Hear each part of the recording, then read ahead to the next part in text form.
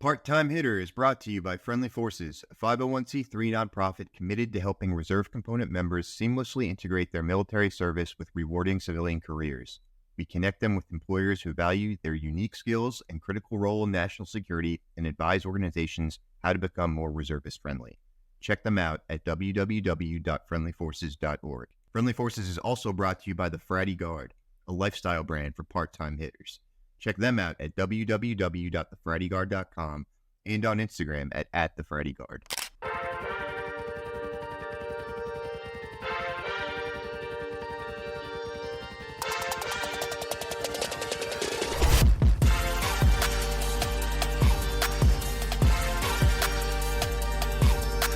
All right, welcome to another episode of the Part-Time Hitter podcast. I am Eric Evans, and today I'm joined by Devon Smith and Benedict Robb Ben of Forces Horizon. Devon and Ben are both military veterans, and they are the founders of Forces Horizon, which is a pretty innovative new platform that helps primarily transitioning service members, but also people in the Guard and Reserve generate resumes that will be effective in terms of what hiring managers are looking for. And I think it uses AI, and don't worry, I'm this up, but we can always edit it out. I should have had a better description. But so you tell me, that was a horrible intro. But what's the elevator pitch for what exactly Forces Horizon is? I could probably do that. So it's You know what? Let's just completely start over. I liked it genuinely. Or we don't have to. We can keep going. Yeah, no, I'm really genuinely. I find it really good. But let's know what Eric, you're the podcaster. What do you reckon? You want to start over? Yeah, no, we can do. I'll do the pitch. So so Forces Horizon. Basically, I think one of the main issues people face when they're leaving is around language. It's to do with, the military has very concise terminology and very unique terminology. So it's about mapping the value of the skills and experience in service to civilian life and doing that in a scalable, personalized and automated way. So you're right, we generate resumes, and I think at the core of what we do, there's some other stuff too, of course, but I think at the core of all of it, it's about language, it's about translating language, and it's about mapping value optimally to civilian life. Right. And so, Ben, you are the CEO of Forces Horizon, and Devon, you are the sort of U.S. COO of Forces Horizon. Now, obviously, we've been connected for a bit now. I think me and Devon originally had somehow connected on LinkedIn, and we saw we were doing kind of similar things in a similar space, and then ultimately we all started having conversations and actually developed a partnership between Friendly Forces and Forces Horizon. But Ben, obviously, you are a British person. I think you're the first British person, non-American, I've had on the podcast. So can you talk to us a little bit about being British? Yeah. It's not easy. It's not easy being British, Eric. It's we're very cold, and we're cold and wet a lot of the time. You are a veteran of the British Army. I think you said you and Devon actually met at Sandhurst. Yeah, so Devon knew what he was doing. I didn't. Devon had been through training with the US Army, and he'll speak to this far better than I can. But that is where we met. So we were going through officer training in Britain together. Ooh, how long ago was it? 2018 into 2019 when I was over there. So yeah, I was there for a year. Wow. I'm stationed over there. Were you on like that little, somehow like second lieutenants can get? No, I was a second lieutenant at the time. So I went through OCS in the Army, and then one day a British colonel rocked up onto the base. He's like, "Hey, who wants to go to Sandhurst?" And all of us were like, "What the heck is Sandhurst?" Nobody in the U.S. military has heard of it. And he kind of walked us through it, and I'd spent a year in England already as like just a student. I was like, "Oh man, that sounds cool. I'll go back." So I raised my hand and went to the interview process. Then sure enough, about 6 months later, I was on a plane going over there. Had my butter bar that I got rid of. Basically became a cadet in the British Army. It was an experience for sure. Yeah, so you were already, because Sandhurst, for the listeners, is Britain's West Point, essentially, right?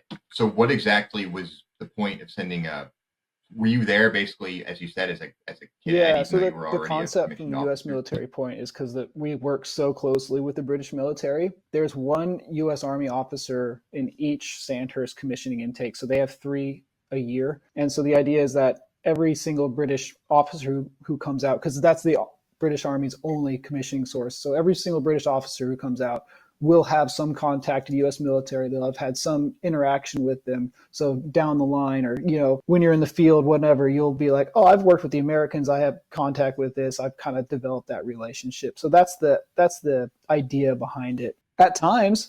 Was it fun? At times it was awful.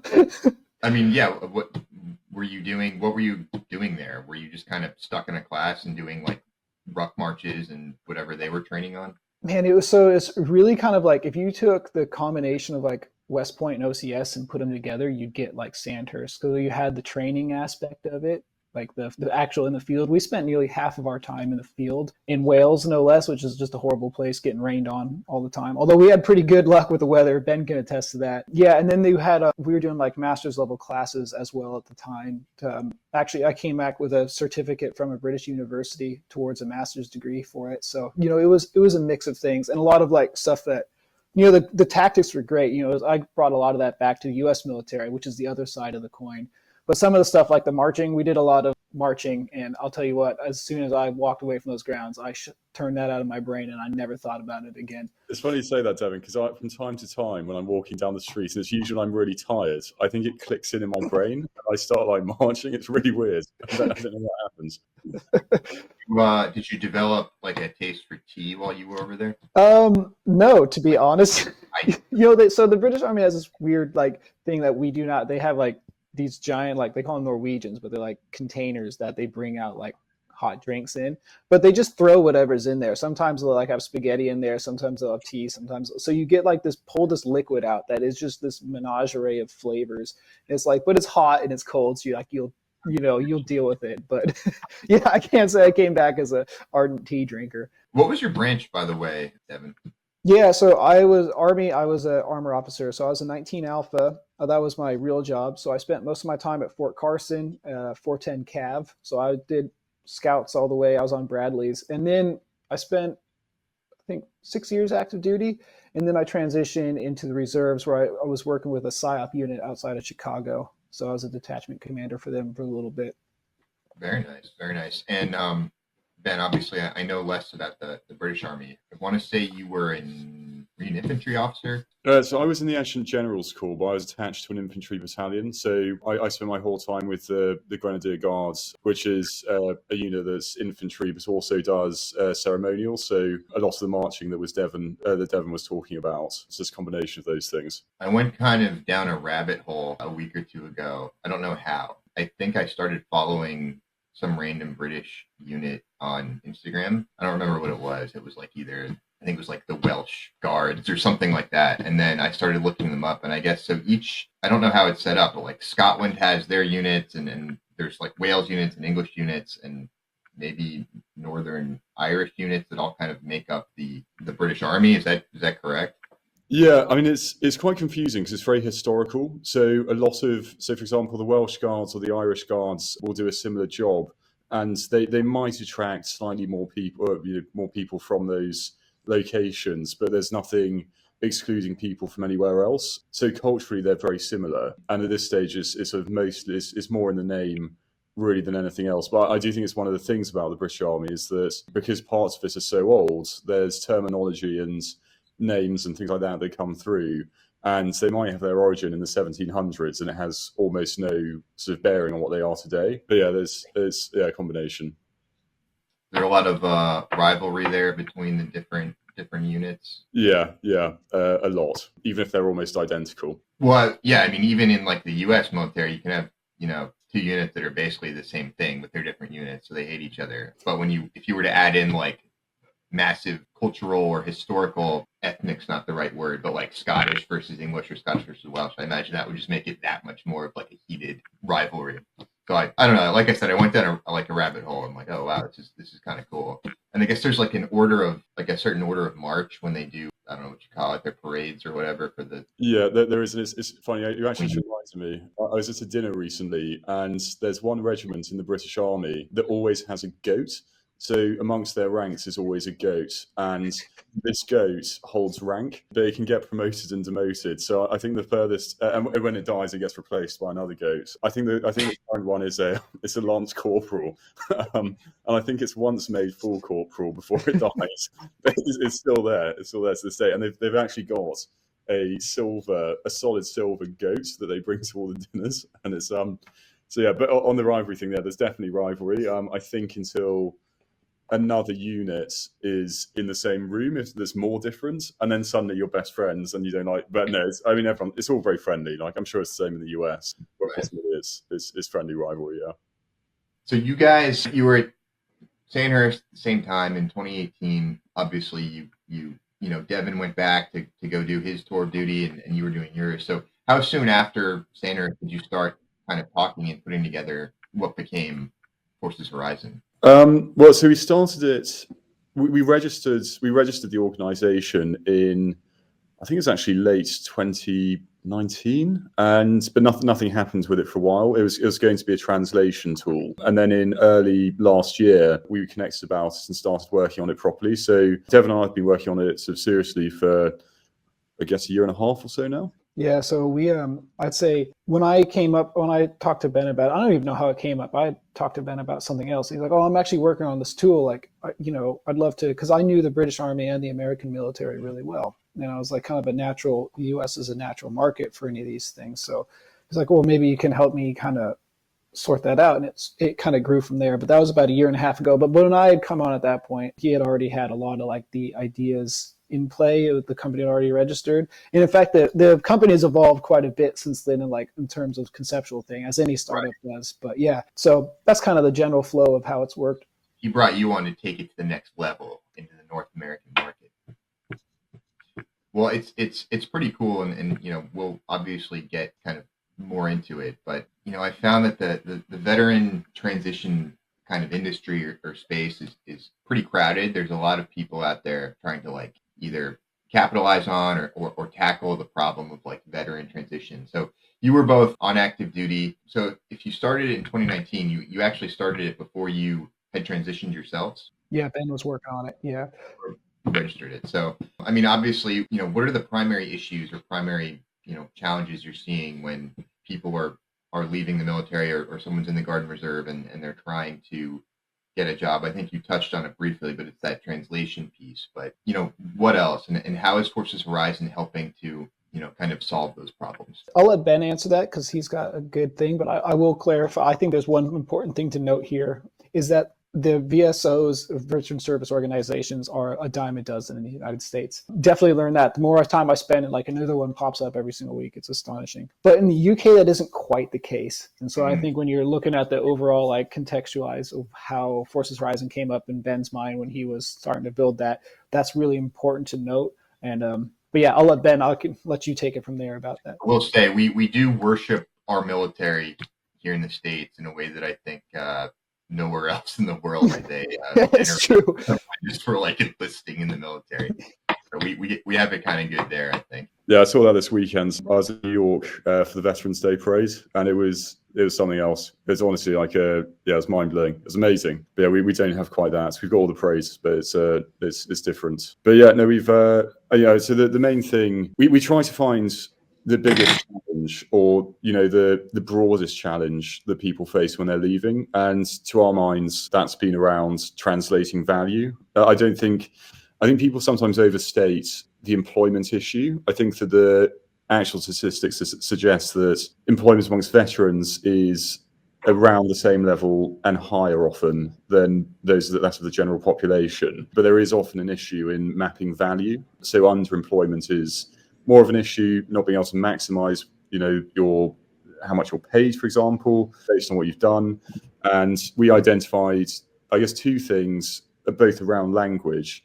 And one is the actual language itself, so it's the terminology. And the second part is what's sort of represented by that in terms of value as a contributor to a business or an organization. So that's at the heart of it. And we use large language models to do part of that. We've built up a database of corresponding taxonomies, and that all happens very quickly for the user in the back end. And I'd say that's the heart of it. But Devon and I have probably got different perspectives on it, because I look at it on a technical level pretty much daily, and it definitely influences how I perceive the value proposition. So I'm sure Devon's got a take on it too. I was going to ask, so are you both full-time with Forces Horizon right now? Yes. I definitely am. Yeah, Ben works. I'm a little less full time, but I'm still pretty actively involved in it. There is not a day go by, or probably probably to hours. You probably know this too, Eric. When I'm on LinkedIn, just like looking at seeing if people to connect, even when it's not on the forefront of my mind, it's still swimming around there in the back. So yeah. No, 100%. Being full time would make it so much easier. I end up having to do a lot of the stuff in weekends and nights, and my wife hates me, but it's that's the mission. So a lot of what I see on LinkedIn is recruiters and companies that saying they want to hire veterans, and they seem to act like it's this massive challenge to find veterans and hire them. And I'm not in the recruiting space, but is that true? It doesn't seem like it would be, but have you found that to be an issue? Yes and no. Ben could probably speak to this as well. But some of it is self-imposed. There's a cynical part of me that says a lot of them were like, oh, we have such a hard time hiring veterans because it's the right thing to say. And then they, it's not actually a big concern of theirs, but it looks good. It reads well, right? But some of them are just like, one time, it can be quite challenging we've even found this, just like getting people help out, getting involved in like the TAP program and whatnot, going on base. That can be a bit of a hurdle. And if you don't know what you don't know, a lot of these businesses. So there is some truth to that. But honestly, sometimes they're looking in the wrong place. I think both Ben and I are advocates for bringing up our NCOs and lower enlisted. And if there's a big focus on the officer corps, you see a lot. And so, they're kind of focused on, we're looking for these people, but they're completely ignoring a significant, or actually a majority subset of the armed forces. So there's a lot of things that I think go on there that kind of add to that perception. Some of it's self-inflicted, some of it's ignorance, which is something that's not what we're trying to help so much, although we can help because we're more of a tech company. We want to help those companies better understand what's going on. But yeah, that's a multifaceted problem. Because ultimately, while you're helping the service members, generate, which is really cool because you're using AI and LLMs, as you said, Ben, which is really cool, but I think makes Forces Horizon different than a lot of the other stuff I've seen. The intent then is to connect them with the companies that want to hire them, right, on the platform. So I wonder, like, is that correct?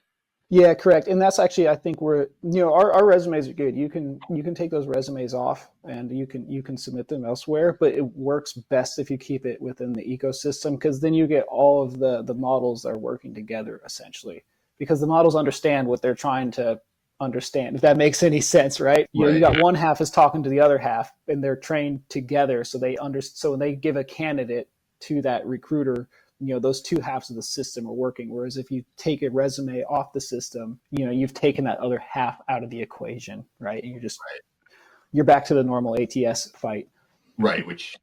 And we all hate ATSs for the most part, but yeah, I mean, I think it's a really, really cool platform, and what it's doing is really helpful, particularly for people in the military, particularly for probably more junior people. But I mean, a lot of people have trouble crafting a decent resume and one that's going to resonate with employers for the types of jobs that they want to get. So I think it's really cool how the platform uses AI and sort of guides you through crafting and developing, your experience in a way that you might not have been able to do, or probably would not have been able to do by yourself. And that's what's like really, really cool about it. So I was messing around with it the other day. I'm like, oh, this is pretty cool. So I definitely am trying to spread the word through our partnership, to the part-time boys and the Guard and Reserve here in America about what a useful resource this is. Yeah, we actually just got a reservist reached out to us recently, and he just got hired with Honeywell through our program. So, Awesome. both of us are active duty. Like, we are the reserve and the National Guard is such a huge contingent of the U.S. military. And I think it's, I agree with you a lot. That's why we like your mission, is because they're just completely overlooked. It's like, okay, here's your commission. Good luck on finding a civilian career now too, in addition to your Army commitment. So, yeah, no, super stoked that we got him into a role with Honeywell, and hopefully we can get more than out there, because you guys got all the skills. I'll have to have him come on at some point on the podcast. We can talk about it. So something I was particularly interested in with Forces Horizon was, I think you guys, I don't know if it's complete yet, but it was in development, the federal kind of resume, I don't know if you want to call it a generator or a template. That process is such a pain in the ass. I've applied to federal jobs or started to, and then said I don't feel like taking my nice looking resume and destroying it to make it match some government mandated template. So obviously a lot of people coming out of the military, a lot of people Guard and Reserve, very interested in getting government jobs. Can you talk about that a little bit? Yeah, for sure. I'll run that, because I kind of spent a lot of time working with the developers on that one. It is live now, and it is quite a cool system. So it generates the resume completely for you. The only thing that the user has to do is they have to go onto the federal jobs, USA jobs, and they have to find the KSAs from the posting, because that's the key part there. Is you have to. Fortunately, the nice part about the federal government is they give you exactly what you're going to be graded against. The hard part is you have to find them but once you get used to how they word it, it's pretty easy. But yeah, all you do is you take those KSAs out and then you plug them into our system, and then it'll start generating your resume based off those KSAs, like trying to plug all your information into that.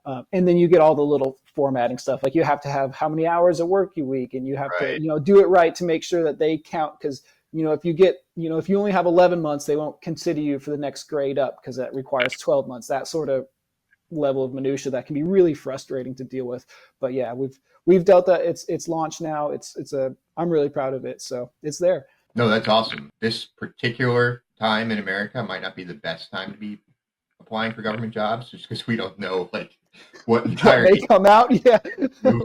Or what. But no, I mean, I certainly plan on using it. I've actually already shared it with a couple of people.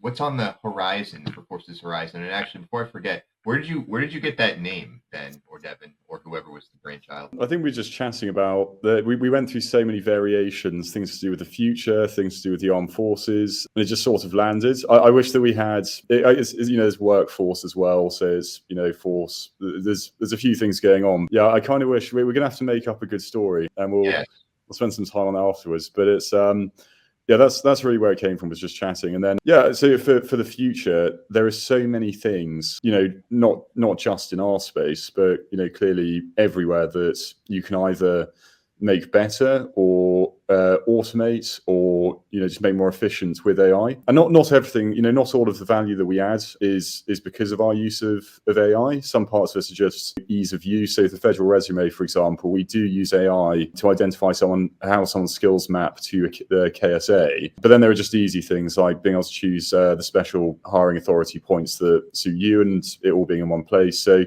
not all of it is about AI, but we just want to take as much advantage of that as we can and make it. So the next thing we'll probably release, we're still deciding on the order, but will be an interactive interview process. So you can speak to an avatar on the platform, and it'll be a realistic avatar, and it will respond in real time.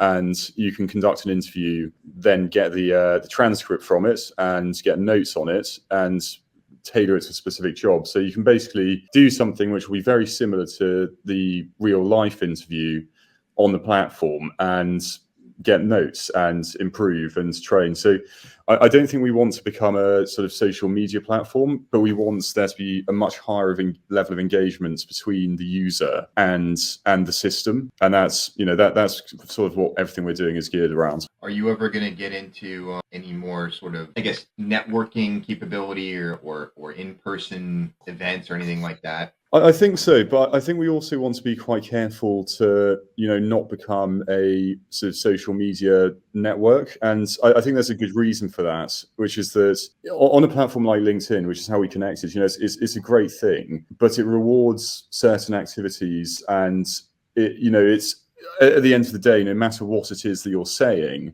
the metric of success of what you're saying really is engagement. And that's, is great. And, if you get it right, and it's, ideally, I think it's if someone's funny, that tends to be what I like. But, for whatever reason, that's it does really work. But then I think what we want to build is an alternative where there's no performative element of it. It's very focused. It's between the user and the platform and best practice, if you see what I mean, to help people, develop resumes, improve interview technique, connect based on their skills and maximizing those rather than sort of rhetoric, if that makes sense. So I think it's an interesting question, and who knows, in the future there might be more interaction between users on it, but we also sort of want to be an alternative to that, if that makes sense. Are you particularly focused on the US market? I know you said you're doing some stuff in some other areas. Obviously, you're based in the UK. Or are you kind of simultaneously just attacking this for everybody, all veterans who can use the platform? Yeah, it's really sort of all veterans. So we're also we've been working with MTEP, which is the Canadian equivalent of TAP. So we're working there, but I think it's mostly just because of the NATO rank structure and the language used. A lot of what we're solving is very similar, if not the same, across those different geographies. And there are advantages to working in different places too, because you can bring best practice. So Canada, for example, has a really good centralized portal with all the services in one place that kind of is home for anyone who's leaving. And we don't really have that in the UK. We've got loads of different services, but at the moment they're slightly more atomized. And then in the US, you've got SkillBridge. So that doesn't exist in the UK. So there are lots of advantages to working across these different geographies, because you can bring in best practice and learn lessons from each one. And we, as far as we can, we try to incorporate that on the platform. But I mean, the US is the biggest, so there's that as well. Are there any particular companies or potential partners that you'd really like to be working with, that you would feel comfortable putting that out there right now? So I think when it comes to like companies, any sort of our target audience, I'd say, is really the big, like the SME companies, the small medium companies. We love, Honeywell's our first client. We adore Honeywell, but we've also found that a lot of and you may have found this too, if you go and approach Amazon and stuff, sometimes they have so much resources and so much stuff that they're like, they don't want to talk to you because they've got their own internal programs. They've got people coming to them. Whereas, going back to what you were talking about earlier, companies having a hard time finding military, a lot of times that kind of falls in those SME, those medium-sized corporations that don't quite have the reach. And anyone like that kind of falls in that. They're really like ideal candidates for us. Not that trust me, if Meta comes up and is like, hey, we want to use your platform, be like, absolutely. We'll support anybody. Our goal is to get veterans jobs. So, what's up? Sorry? Zuckerberg will probably listen to this. So yeah. So sell harder. He's listening to us already. He's listening to us right now. Right. Yeah, I mean, that's what's so interesting about Forces Horizon and why Friendly Forces wanted to partner with you guys, because I think what you're doing is important, and there are a lot of kind of, whether it's internal or external veteran kind of solutions out there, many of which I feel don't really necessarily work all that well. But obviously anything I can do with Friendly Forces and this podcast and my other channels to let particularly small, medium companies know that Forces Horizon is out there, we exist, we can be a super helpful resource. And then obviously driving, my army of Guard and Reserve, followers or fans to, start utilizing the platform to, either get more gainful employment or get their first job. Is there a particular type of industry as far as partners you're looking for? Or is it everything's fair game? Really, it's everything. And I think to follow on from Devon's points, there are pros and cons. Well, it's mostly just different pros, to be honest. So the different types of organizations. So the good thing for SMEs is we have an ATS on the platform. So a lot of companies, a lot of growing medium-sized companies might not have that. And we can offer that. Clearly, Amazon's going to have that. So it's just something that we can, and it's sort of useful almost beyond just the Forces Horizon use case, because you can manage all sorts of candidates on there as long as they're on the system. But then what we're finding with bigger companies, so, as Devon says, we love Honeywell. And one of the reasons for that is they have so many different, they're a defense prime. They do business, they do all sorts of automation projects. They've got a massive sales function. They work in government sales. They do pretty much everything. And the great thing about that is it means that anyone who's on the platform there'll be something that they can do within that organization. So I think we have a natural alliance with companies that are interested in some sense in defense, but that's really just because of our background and what we're, the demographic that we're serving. There's no reason at all why any other organization couldn't also benefit from it. So I just think there's a kind of natural affinity. But yeah, so that's not a very good answer because it's very broad. But I would say pretty much any organization. Well, something that jumps out to me is transportation or trucking companies. They're always looking for people, and most people on the enlisted side in the Army, probably the Marines too, whether or not their official job is a truck driver or a vehicle driver, most of them are licensed on multiple vehicles and know how to drive big lumbering vehicles. Those jobs can pay pretty well. To me, that's an obvious one that those companies should absolutely be on Forces Horizon and helping us connect, candidates with that experience with them. And that's just one example of kind of the more I think I tend to get bogged down in more of the we're hyper focused on what you might call the white collar sector, but there's so much potential for those other jobs out there that aren't necessarily being a cybersecurity engineer at Meta or something like that. So I think there's a ton of potential there.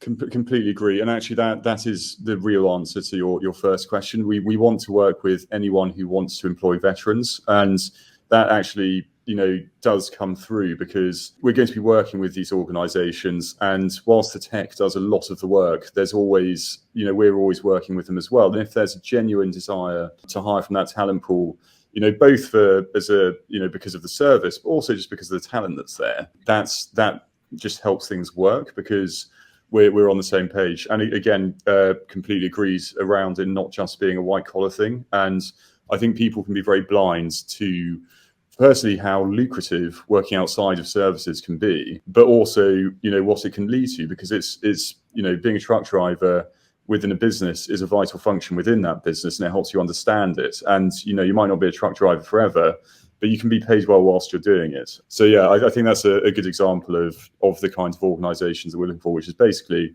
anyone who genuinely wants to bring on more veterans. Yeah, and I mean, even expanding out from there, these other sectors, which I feel like don't get much play like in these veteran discussions, but I mean, like nursing, education, and administrative support, any of that, there's highly skilled people coming from, military formations that would be incredibly good in those sectors. And I feel like more organizations within those sectors need to find ways to engage with those people, especially, in the sectors where we're having a shortage of personnel, which I think teachers, nurses, I think for a while there, we were having a pilot shortage that may be corrected by now. I'm not sure. But yeah, there's so much potential. We just have to get the two parties connected and make them see each other and make them be able to understand and talk to each other. And that's what you guys are doing. And that's why I'm trying to get more people using Forces Horizon. Yeah, and that's why I like working with you too, because you kind of went back earlier and you're talking about, do you do it in-person stuff? And I kind of said that's not quite what we're doing. And it's true.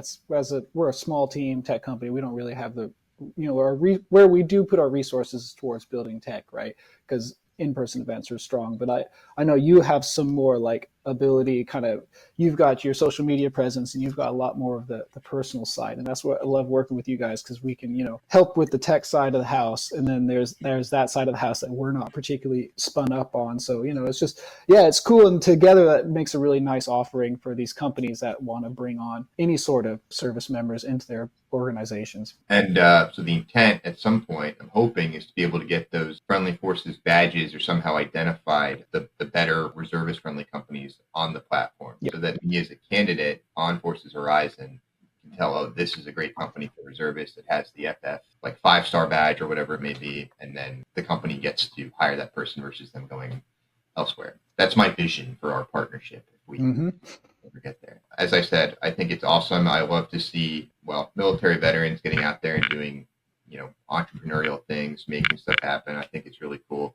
It's doubly cool that you guys have the international flavor going on building bridges, as we say, with our key allies. Yeah, I mean, we're at about 40 minutes here, so I would turn it over to you, Devin, and to you, Ben. Do you have any final thoughts kind of around anything we've spoken about today, or any final messages to either industry or to service members or veterans that you want to get out there? I think to any business, and this is in conjunction with Friendly Forces on the reservist side, I think if there are any businesses that are sort of interested in hiring veterans in a way that really makes the most out of that experience, and not just veterans, of course, active reservists, National Guard, and that's what we're doing together. Yeah, please get in touch because we can service that. And yeah, I liked the beginning of this. Receiving that in, I feel like we've got a bit professional now. We actually sound solid. So we vacillate here, and I vacillate within each episode generally, but also between episodes. Like one will be, depending on the guest, it'll be like super buttoned down and professional, and the next one is just like a lot of sort of. And we like to have that flexibility here at Part-Time Hitter. So, did you have any final words or messages or thoughts? No, I'll just tack on to what Ben said. Ben hit on the companies, and likewise any military members, veteran, active, reserves, whatever component they're in. Reach out to all of us. Any of the three of us on here, we'll be happy to help push you towards getting a job. And it's rough out there. So I've mentioned this to multiple people now, but the number of people, I mean, anecdotally, that I'm seeing on LinkedIn, highly skilled people who are now like open to work, who are in high level key positions, is a little worrisome because I feel like it's not being reported so much in the media, but like I'm seeing it personally. Yeah, it's a rough job market. You need every possible advantage that you can get, and platforms like Forces Horizon help with that. I'll also say that the way some of these companies spend their money, particularly on like veteran type initiatives, is so wasteful in terms of ROI.